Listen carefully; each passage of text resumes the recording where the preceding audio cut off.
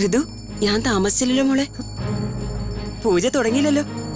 ആ, ഞാൻ കുറച്ചുകൂടെ നേരത്തെ എത്തിയേനെ.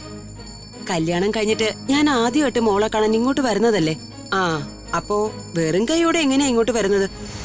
അതുകൊണ്ട് വീട്ടിലേക്ക് വേണ്ട അത്യാവശ്യ സാധനങ്ങളും പാത്രങ്ങളും ഒക്കെ വാങ്ങാൻ പോയി.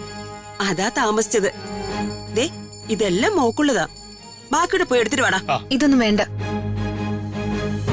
ഇവിടത്തേക്ക് ആവശ്യമുള്ള സാധനങ്ങളെല്ലാം ഇവിടെ തന്നെയുണ്ട്. എനിക്ക് ഉപയോഗിക്കാൻ അത് മതി.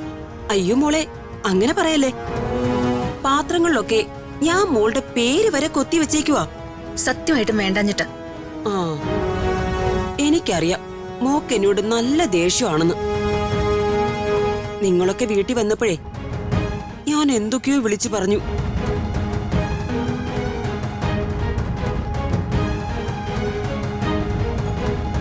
അതൊന്നും ഞാൻ എന്റെ മനസ്സിൽ നിന്ന് പറഞ്ഞതല്ല.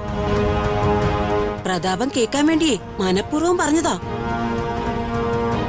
അല്ലാതെ മോളോട് എനിക്കെന്തിനാ ദേഷ്യം?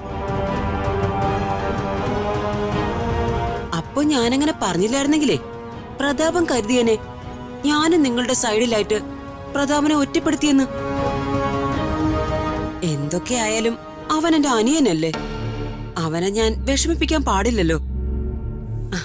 അതുകൊണ്ടാ ഞാൻ അങ്ങനെ സംസാരിച്ചത്. അതിനെപ്പറ്റി ഞാനൊന്നും പറഞ്ഞില്ലല്ലോ. ഞാൻ നിങ്ങളുടെയൊക്കെ കണ്ണിൽ ഒരു തെറ്റ് ചെയ്തു. അതിനെന്നെ വഴക്ക് പറയാനും അടിക്കാനും ഒക്കെയുള്ള അവകാശവും അധികാരവും നിങ്ങൾക്ക് എല്ലാവർക്കും ഉണ്ട്. അത് മാത്രമേ അച്ഛനും അമ്മായിയും ചെറിയമ്മയും എന്നോട് ചെയ്തുള്ളൂ. ഞാൻ അതുകൊണ്ടല്ല ഇതൊന്നും വേണ്ടെന്ന് പറഞ്ഞത്. ശരിക്കും ഇവിടെ ആവശ്യമില്ലാത്തത് കൊണ്ടാ. ശരി, എനിക്ക് മനസ്സിലായി. മോള് പറഞ്ഞതിലും കാര്യമുണ്ട്. ദേ, ഇതെല്ലാം കാറി കൊണ്ടുവച്ചിട്ട് കാർ ഒതുക്കി ഇട്ടേക്ക്. ശരി മാഡം. ഇനിയും നിങ്ങൾ സംസാരിച്ചു നിന്നാലേ ശുഭമുഹൂർത്തം കഴിഞ്ഞു പോകും. പൂജ ഉടനെ തുടങ്ങണം. അയ്യോ, സംസാരിച്ചു നിന്ന് സമയം അങ്ങ് പോയി. തിരുമേനി പൂജ തുടങ്ങിക്കോളൂ.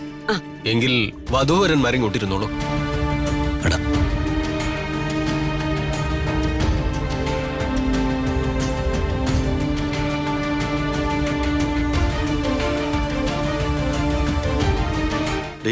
ആദ്യം ഒരുത്തി വന്നു, പിന്നെ വൃത്തം വന്നു, പിന്നെ ഒരുത്തി വന്നു.